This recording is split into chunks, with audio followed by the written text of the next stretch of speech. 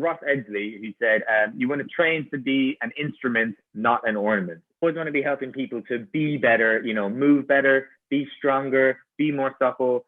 It's not all just about how you look. Just so stiff. I was just one big sort of plank of wood, really. Do you know what I mean? Everybody, welcome to Peachy Podcast, episode 7. Today we've got the Irishman, Conor Mc Nevin. How you doing, buddy? Yeah, I'm doing great, man. Thanks for having me.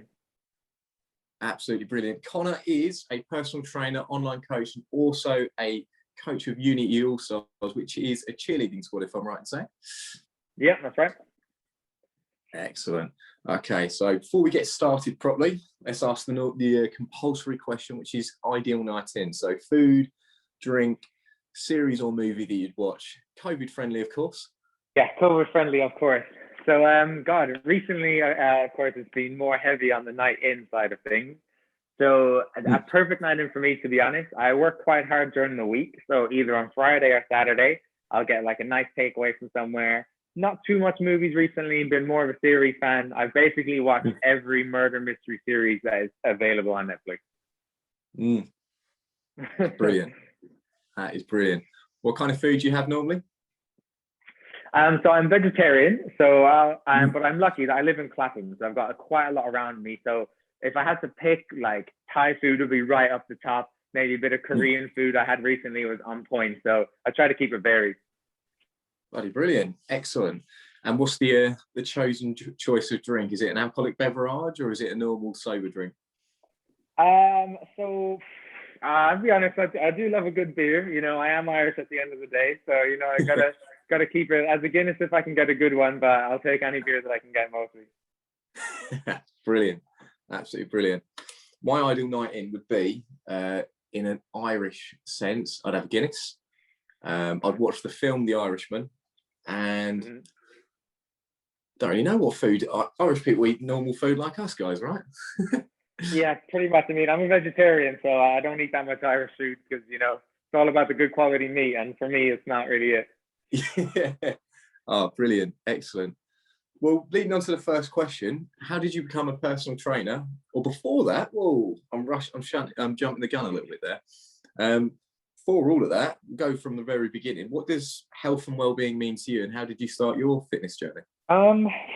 So I guess when I first think about health and well-being, I first think about like mental health. I think it's a very important thing to work on these days. And then I think generally I like to ensure that all of my clients and everyone that I know are healthy enough that they can kind of perform their daily tasks without any difficulty. They can choose to go on a walk, go on a hike, for example, and they can perform that just fine without having to, you know, double think it and consider that they might not be able to do it. And I guess my fitness journey first started, I mean, I played sports from basically forever. I started playing football, like pretty much 90% of boys. Then I slowly transitioned into rugby. And then then the shift from rugby to gymnastics was quite a unique one. But I actually started gymnastics. My sister started. I had a friend that went there, and I went there once with my mum to drop my sister off. And one of the coaches said to me, "You're not allowed to leave. You have to stay and you have to train." And my mum was like, "Well, fine then." And I literally stayed for that session. I really loved it. I did. So that's what happened with acrobatic gymnastics for about 3 years. And then my mum actually owns her own cheerleading program. So I started cheerleading then at my mum's program. And that was when I was 16. And then I moved to London when I was 18 to cheer and coach at Unity All-Stars, which is where I am now. Excellent. It's like a family trade. Yeah, pretty much. Yeah, my whole family's involved in it. Even my stepdad, he'll travel to the competitions and help set things up and take things down. So it's a family affair. Absolutely amazing. Yeah, it's so true, isn't it? Mental health is such a huge, part of exercise network. It's always been a huge sort of exercise. Always had huge impact on the mental health, and it's keeping that sort of like quality of life, I guess, isn't it? Because I feel a lot of people sometimes will, especially during lockdown, you've had like two types of people. You have people who've just cracked on, got on with their training, or kept ticking over, and then you've got the other side of things that have gone, oh, it's another lockdown. Oh, screw it, I'm just going to have a pint of beer and just sort of chillax and stuff, which again, nothing wrong with that. But again, those the sort of first sort of set of people, like the quality of life is sort of maintained, you know, and the rituals or routines have been a massive impact in keeping them sort of, you know, mentally well. I guess, sort of thing, you know. And I think that's so hugely important. One thing I absolutely love about your training as well, and I feel you definitely do this with a lot of your clients, is you're very mobile, and you've also got an incredible sort of incredible way of sort of doing handstands and all sort of, well, gymnastic-y stuff, I suppose I could say. And I find that so impressive. And I guess do you convert that into your training with your clients? No, I do quite a lot. So as far as like the mobility stuff goes, it was mainly my history in gymnastics that kind of gave me a massive respect for it. I mean, I went from playing mainly rugby in school, which, you know, doesn't involve that much mobility, and then to gymnastics, where I was surrounded by mainly girls that were like in full splits. They were doing bridges, and I couldn't even touch my toes at this point. So straight away, I had a new appreciation of it. And then I'm really happy that I've gradually been able to include that in my training. And it's definitely helped a lot of my clients. I mean, a lot of people are very common issues these days, you know, especially like a lot of men. We have really, really locked up shoulders, really immobile hips.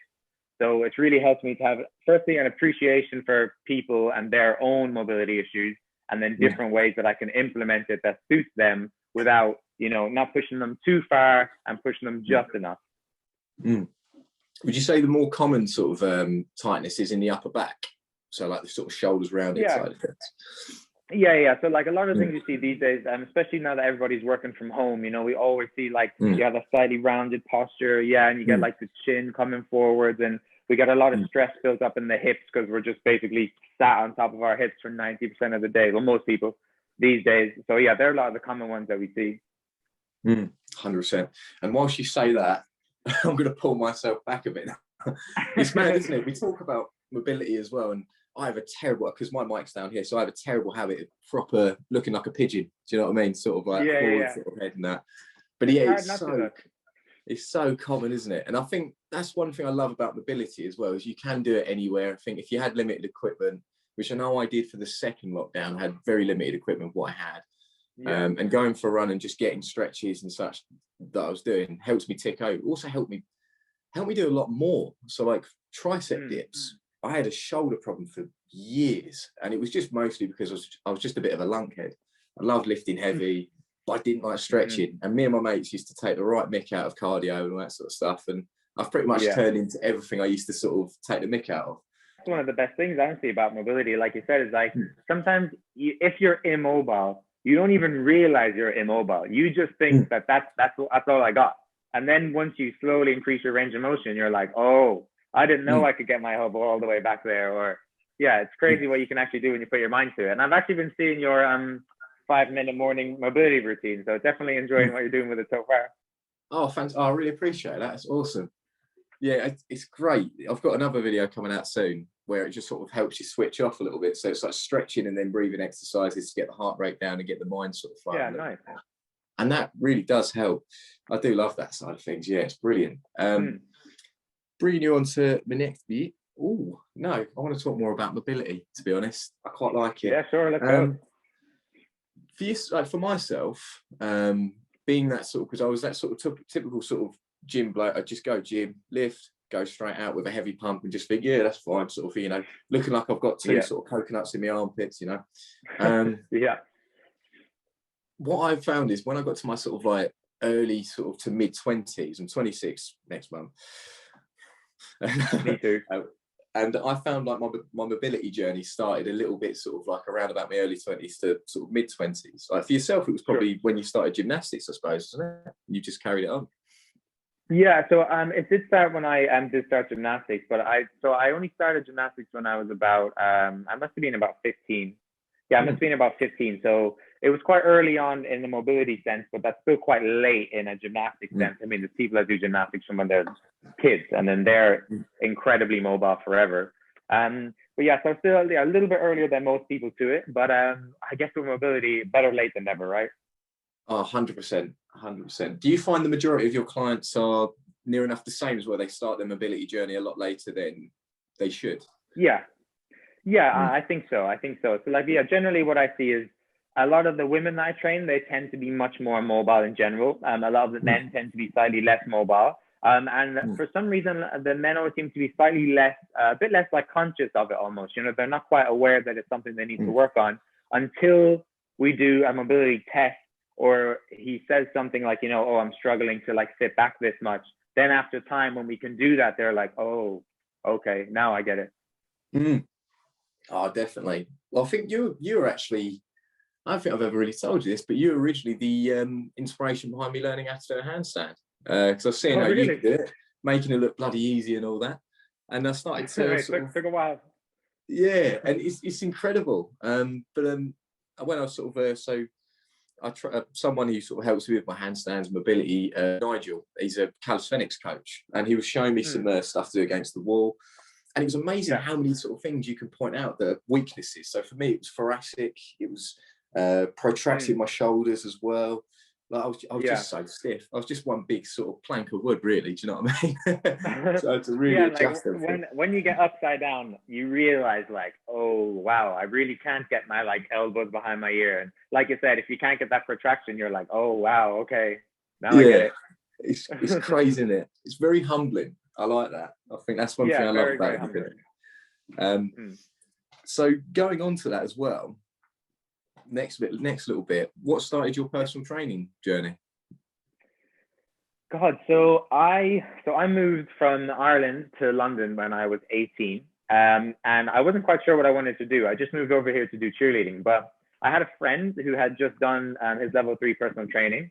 I had done my level 2 in Ireland, and I didn't realize that at the time I was eligible to do the personal training course for free just because I was 18. So I just thought, yeah, why not? I'll give it a go. And then, I did that when I was 18. And what did I do? In Ealing, Hammersmith, and West London College. Wow, back in the day. Wow. And then, that was it. And that was when I was 18. So that was a good few years ago now, unfortunately. How old are you, if you don't mind me asking? I'm going to be 26 in like 2 weeks. April Fool's Day, 26. We're the same age. Oh, wow. Yeah. I thought you were going to say something mad, because when you said, it was many years ago, I was thinking, what is he like? Is he saying he's 30 or something? Oh, crazy. I think honestly, from being locked down so much, I can't even like imagine pre-COVID times. So trying to think that far back, it feels like a lifetime ago. Oh, 100%. Oh God. Yeah. I think that's one thing, that's for sure, because obviously before COVID times, I'd be like yourself, I was 24, and obviously by the end of all this, I'll be 26, maybe even 27. You never know how long it's going to last. Who knows, yeah. All I'm saying is, my last birthday, my 25th, it was kind of like, I kind of looked at it as if the last birthday I'm going to celebrate, and then after that, it's like, nah, I'm going to forget about my age. I'm just 21 whatever. plus. Yeah, exactly. Oh, brilliant. And how did you find when you did get started, like getting clients as a personal trainer? Was it something that took a little bit of time, or did you get stuck in quite quick? So from my first personal training job, I didn't actually go the self-employed route straight away. So the first PT job I had was in David Lloyd in Epsom. And for there, basically, it was a lot easier to get the clients, because to be honest, the hardest bit about getting clients is just getting that first interaction, getting through the gate. Once you get through the gate, it's a bit easier. So that helped me quite a lot, because of course there's a massive client base at David Lloyd. So I had a lot of people I could speak to, but I found it very, very difficult to just approach people on a gym floor. So it definitely took me a while. I was there for, I think it was about a year and a half. And at least for the first half year, I was like, I would have to pep talk myself in my head to go up to people. And eventually it got a lot easier. So thankfully after that, I kind of learned a lot of my lessons there, and that really helped me then going through. But I've definitely been very lucky. So a lot of my jobs that I have got in London, I've been working for like a couple of agencies and things like that. So they've helped me like get in contact with people. So a lot of the times I haven't had to do that get through the gate moment. I've been given it, and I'm really good once I'm there. It's just getting to that first bit that I always find tough. So over the last year or so, I've done a lot more of my own independent stuff with my Coach by Conor Instagram and things like that. So that's really, really helped me just get myself out there. And I found that that's helped a lot. Having the Instagram there gives me that little bit more credibility for people to see what I can do. I don't have to just say what I can do or say what I like. They can go on my Instagram and be like, oh, he does this and he does that. That's been really helpful. Oh, definitely. Social media has been a massive game changer, I think. If used well as well, because for myself, I started properly on social media around about March. So this time last year, I started getting on social media and stuff, because that's when lockdown started happening, and I was almost given the nod, the heads up by the company I was working for that I could use social media for those reasons. And it's massive, isn't it? Because you talk to like yourself. I mean, obviously I encountered you through Instagram, and to have that sort of interaction with yourself. I mean, I've learned a hell of a lot from your posts, from a lot of people who I follow, and I've actually gained a couple of clients online wise through like Instagram posts and stuff. It's amazing. Like, it is such a great tool if used correctly. It's kind of hard to try to use it correctly, like you said. Like, it's such a almost like a double-edged sword, you know. It's really good, but there's also so much out there. So you do have to try, you know, make it good, make it so that everyone can kind of appreciate what you're saying, and kind of what's the word I'm trying to think of? Kind of like, God, I don't know the word I'm trying to think of, but like when someone sees your Instagram, they want to know, like, oh, this person is a human being. They get me. They understand me. They know what I'm going to want to do. You know what I mean? I think talking videos massively help. And I find those hard, to be honest. Oh God, yeah. I remember I did a vlog ages ago, and I was filming like just a little segment of where like I had so many takes for one video, and it was one of the Monday morning mantras, and it took me 30 takes. And in the end, I was like, oh, I'm getting annoyed with this. It's horrible. Right. And then I see people like James Smith on Instagram, and their videos are like 2 minutes. They're just incredibly well thought out, well said. And I'm just like, wow, how did he do that? I love James Smith. His book taught me a hell of a lot. Like just the latest one, the life coach one. I loved it. It's really good. Yeah, I've read that one as well. Really good book. Yeah. 100%. Going on from that, because social media for me has been, again, I think maybe like yourself, it's been nice. It's been easier than sort of walking the floor and, as you say, sort of trying to get through the first sort of gate. My first experience like inside a sort of commercial gym. So we had an older sort of chap there who was a PT, and he's very good, very clever bloke. So I sort of took what he said for gospel. In this scenario, it didn't work very well. So I'm walking around first day of the gym, and he goes, what you need to do is if you hold up a notebook with a pen, just pretend to write. You don't have to write, just pretend. Look busy, and it attracts people. I was like, okay, all right, okay, I'll follow that. Good idea. So I'm walking around with this notebook on. It just looked like I was like, I don't know, like a risk assessment sort of person or a project manager, and not a very good one. And the second down from CEO of this company was in that day, and she goes, what is he doing? And everyone's like, I don't know. It was sort of thing. And my manager goes, what are you doing? And I went, I don't know, I'm just sort of looking busy. Well, don't do that. Like, you're not meant to do that. It was the most awkward encounter ever. So yeah, don't walk around with a notebook, viewers, whatever you do. Yeah, there you go. Top tip of the day already. Yeah, I might have to whack that on Instagram one day or something. Just do a video of me just noting things down and then just turn it around. There's no writing. You know what, though? I honestly, I can't fault you at all. Like, trying to figure out those little tips and techniques for approaching people on the gym floor, it's trial and error, and unfortunately the errors are hard learned and slowly forgotten. 100%, man. I think I'm guilty as well myself. So when I've just finished the gym, I'm one of those people, if I've had my headphones in, I've been zoned in. I don't really want to talk to people. I want at least 5 minutes to sort of de-stress. And we had one bloke, and one thing I've noticed the fault in approaching people as well, through leaflet selling and stuff like that, is when you walk directly past on and then they try and approach you, and it's a bit like, no, I'm out of your personal space now, I want to go. And this bloke comes and goes, are you looking, and this is how he said it, are you looking to progress yourself through a personal trainer? And I've sort of went, fuck off, I'm a trainer. And I sort of walked out, and it wasn't until after I was like, I feel bad, but I've had that experience. That wasn't nice. I can appreciate where you're coming from, but no thanks. How have you found, have you branched much into online coaching? Yeah. So I do have a couple of online clients, but to be honest, like 85-90% of my client base is one-to-one. Well, of course, the vast majority is on Zoom now. But yeah, I do have a couple of online clients that I deal with. Yeah. And sort of, do you use any particular sort of? This is asking a question for myself, to be honest. Is there any software that you use in order to track your online clients? So to be honest, I honestly don't. So I did try to use I did try Trainerize. And I did really enjoy it. I mean, it's a really good app. There's so much information on it. But to be honest with you, I just found that my clients weren't really using it. So, I mean, at the end of the day, I just wanted to give them enough information that they're going to have what they need to achieve their goals. And I don't want to overload them too much. And I honestly just found better success in just sending them their programs privately. And then we would just deal with everything just like through messages or through calls. And I think it kept it a bit more personal. And yeah, and everyone still achieves their goals and they're still happy enough. No, definitely. I think I do find with these apps, they do overcomplicate things, don't they, a little bit, I think. Yeah. And a lot of my client base are very much, they think exactly the same as me. They want something that's just simple, right in front of them. They don't have to sort of fidget around with anything to access it. I agree with that. Yeah, no, I like definitely, that. Yeah. That's really like good. I think a big thing like with the apps and stuff, like I think they have a lot on there, but like at the end of the day, if I'm prescribing something for my client, I know why I'm prescribing it. They don't need to know the ins and the outs and everything and anything. They'll just do it and they'll achieve their goals and we're good. What do you think the biggest sort of obstacles been for yourself with regards to coaching these people online, or even just one-to-ones, like since the pandemic started? Is there anything that's sort of been quite a tough sort of challenge? So I think one problem I have had with a lot of my clients is just they've been a lot less active throughout the day.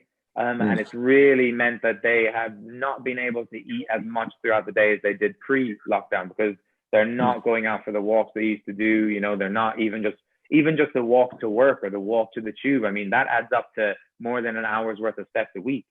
So it's been trying to like tailor in the diet a little bit, or figure out different steps that they can take during the day to be more active. And to be honest, I've more so been erring on the side of just giving them tips and techniques to be more active throughout the day. That's good.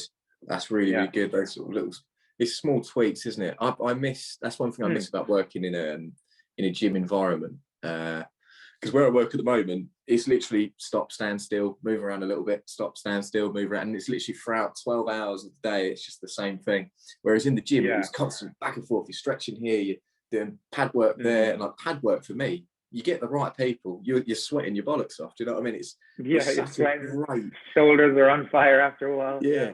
And you end up, you can, obviously I'm not saying they do this. I've done it once before though. You go off, have a Big Mac or something like that after the end of the day, and you're like, oh, sweet, still got a bit of a six-pack going. Whereas once that gym sort of side of things went, bit of dust. Once that gym side of things went, it was like I couldn't have these sort of little cheeky meals here and there anymore without really noticing it. It was like, oh god. Yeah, no man, like 100%. Like, so pre-lockdown, a lot of my clients, I don't train in a gym or studio. I will go to them and train them. So I mean, like an average week cycling for me pre-lockdown, I'd be cycling like 300 to 400 kilometers a week, easy.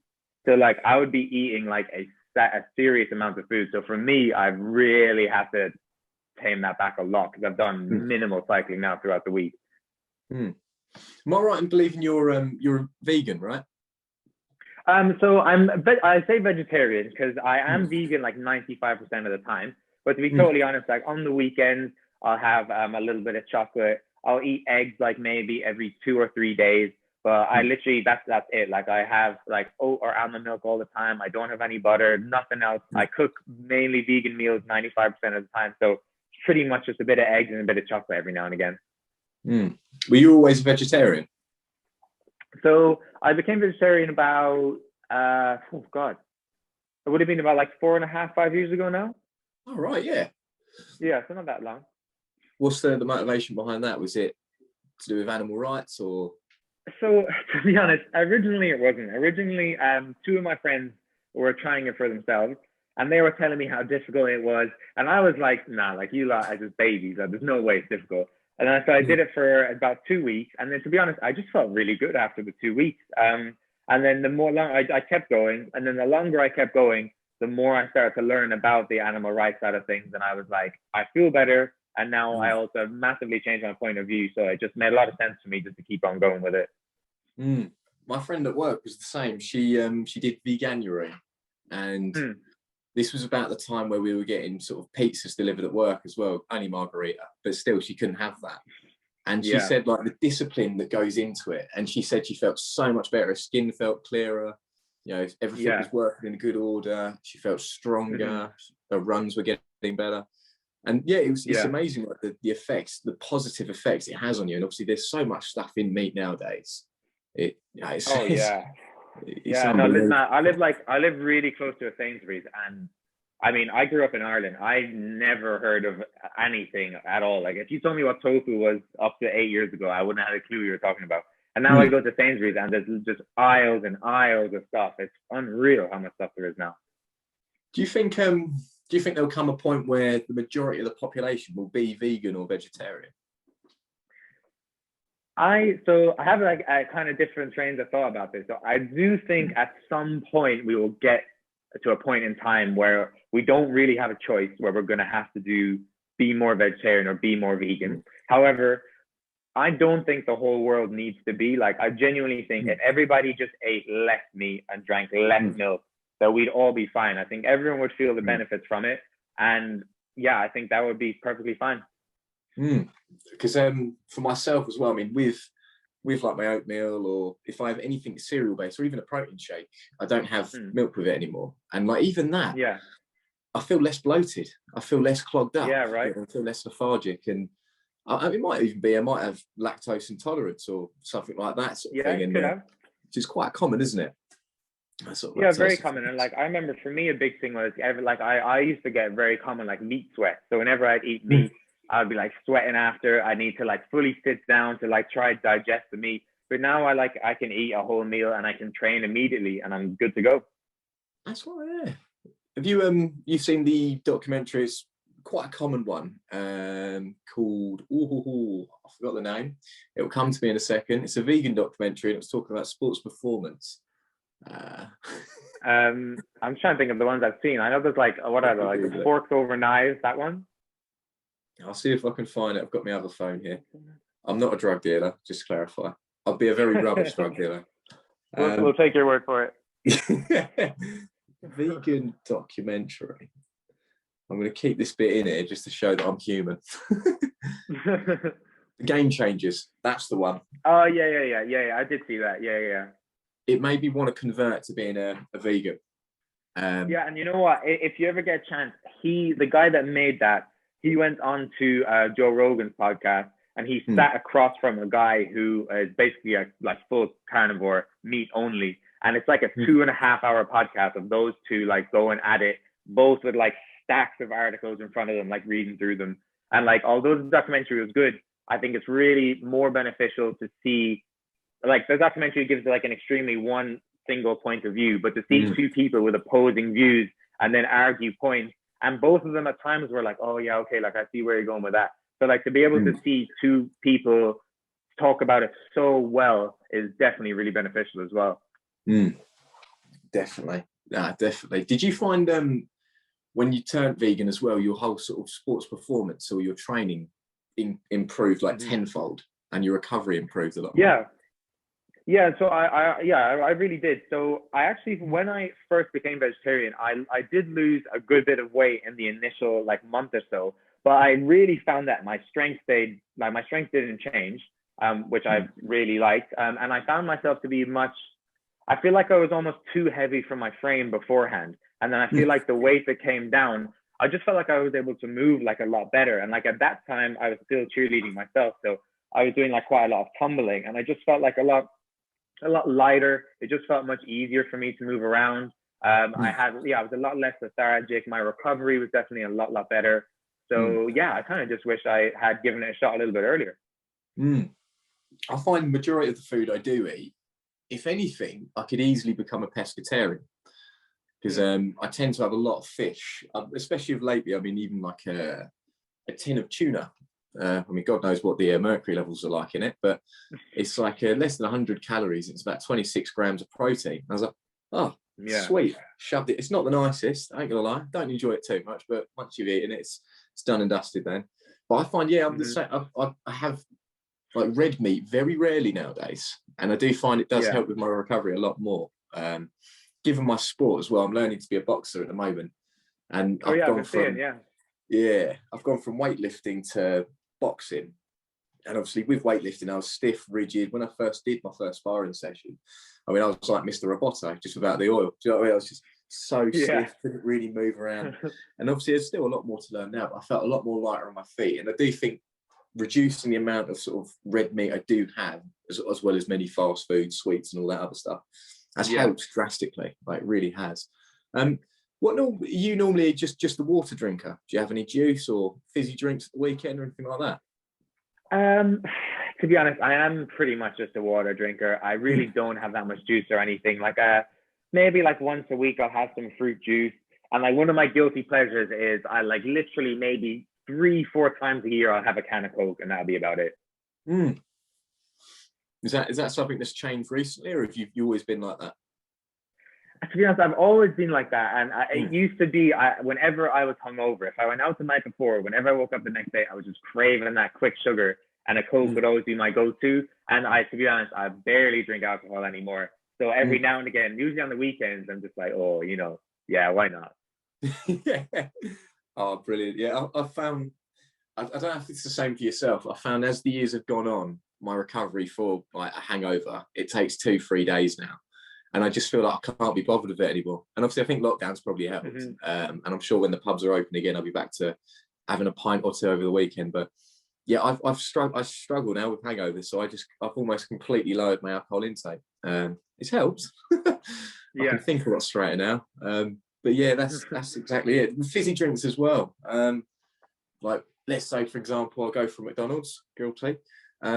I don't even have a fizzy Diet Coke anymore because it just feels like it just bloats you up a lot more, and you end up rolling out of your car. Oh, it's not great. Yeah, no, it doesn't. Like I think the big things honestly with fizzy drinks are like we don't actually realize like how much calories you actually drink, and it's essentially just empty calories. They're useless calories from basically all sugar, and like you could have, I don't know what's in a bottle of Coke, like 300-400 calories maybe. Imagine like what good food you could have for that 300-400 calories, but instead a lot of people choose to have this drink that's nice for 2 minutes and then you feel like shit for like 30 minutes after.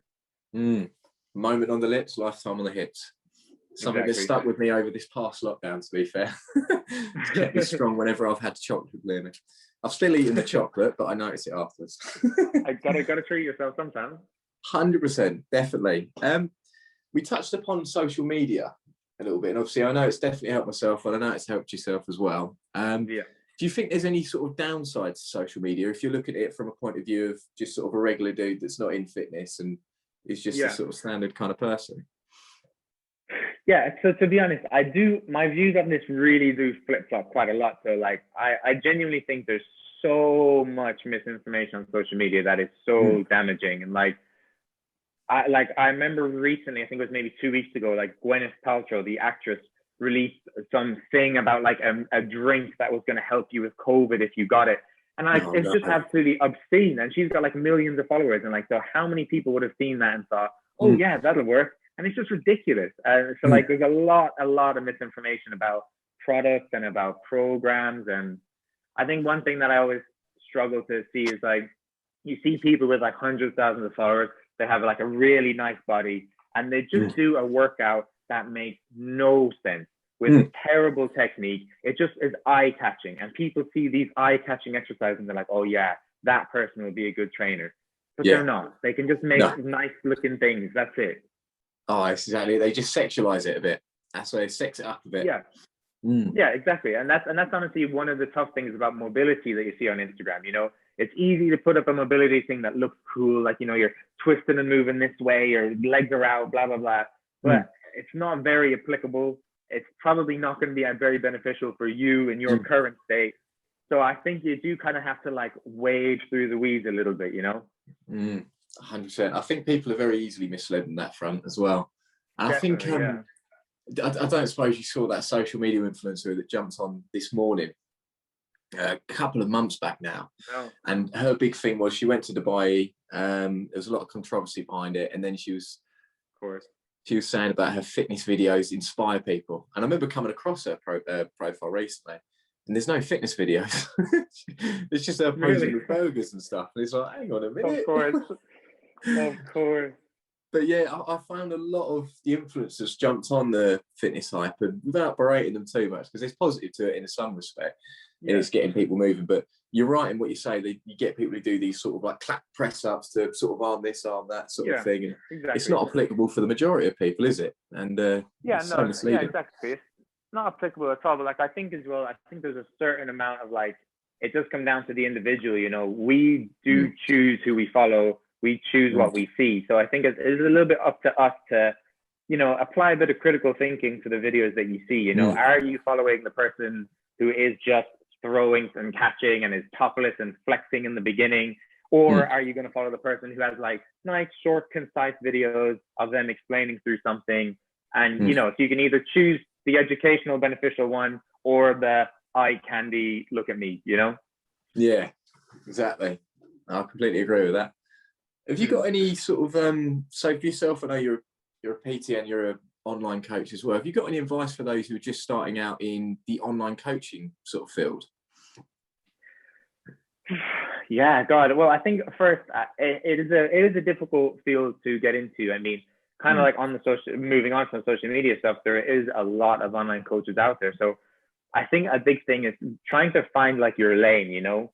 There's a lot of online coaches out there that can help people, you know, lose weight, that can help people get stronger. So I think it can be really beneficial. And like, if you imagine when you're posting on your Instagram, imagine like you're speaking to your potential client that you want. So let's say my client range, I want a busy 20 to 30-year-old woman to join my client base. So when that's who I'm going to speak to.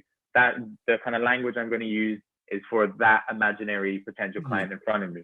So if you can like find your niche, you can try work within there and see how that goes. And that also doesn't mean that you're not going to get clients outside of that niche. It just means that pushing yourself in that way will more likely end up with you getting a few more clients, as opposed to just being super general and being exactly like all the other ones you see, you know? Fading into the darkness almost, if you exactly, yeah. And I find as well, hugely with regards to social media, and even just since I started as self-employed, the more you actually the more you attract the clients that are your kind of people.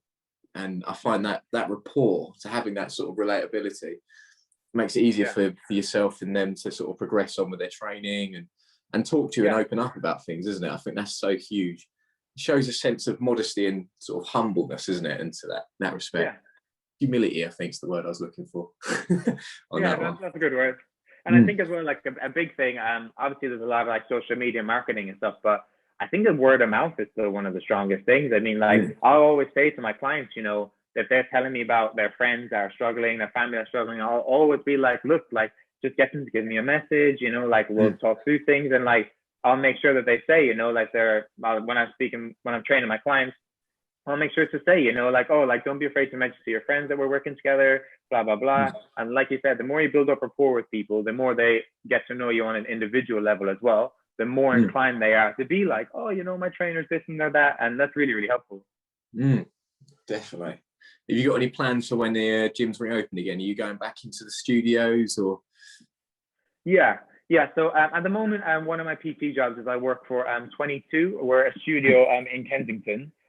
So we'll be opening up again on the 12th of April. And yeah, I honestly, I've loved that Zoom has been a really good option for me to keep training people, but it just doesn't quite compare to that one-to-one. So I'm really looking forward to getting back in the studio with some of my clients. Oh God, definitely. I think that's because I've had a few Zoom clients now, and I like it, but it's not the same as it. It's that sort of that atmosphere, you know, it's that one-to-one, and I get what you mean. 100%. I feel like that's why I'm not fully built for the online coaching world yet, because I prefer the one-to-one interaction, prefer immersing myself into it and saying rubbish jokes in person, so I can see if they're laughing fakely or much better. Yeah, exactly. And honestly, that's one of the things for me. Like I enjoy training people, helping people reach their goals and stuff, but I just also enjoy the session. Like I like talking to people, and like on Zoom, you have a little bit of a delay. You can't really see the reaction. Sometimes if we're doing an exercise, they'll come off the screen a little bit. And it's not the same as being there, you know? Oh, God, yeah. I've had some people where they've had like literally just their head. And I'm like, I want to see a bit of your body if you're doing a plank, but I can only see your head. Do you know what I mean? Exactly. Yeah. Zoom problems, first world problems in that respect. First world problems, yeah. Excellent. Well, you've been a pleasure to be on, to come on, mate. I've really appreciated your time. I'll leave your details down in the comment section and the description, probably both, in fact, in the YouTube video and such. And yeah, it's been fantastic. Any closing quote or closing line that you'd like to use?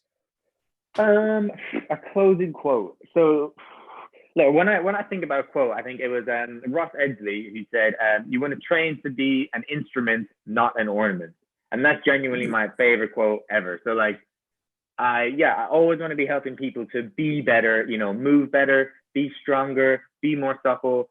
It's not all just about how you look. And the good thing about that is if you do train to be functional like that, you're going to start to look better anyway. So you might as well focus on being more functional. That is amazing. I love that quote. That's really left me. That's left me speechless, which is something I don't. Well, it's not left me speechless right there. Yeah. Yeah, it never normally leaves me speechless, things like that. But that's incredible. All right, excellent. Well, fantastic having you on, guys. Thank you very much for viewing. This has been Peachy Podcast episode 7. Thank the Lord Jesus Christ for Conor Mc Nevin. Almost Great, man. Thanks very much. Thanks for having me.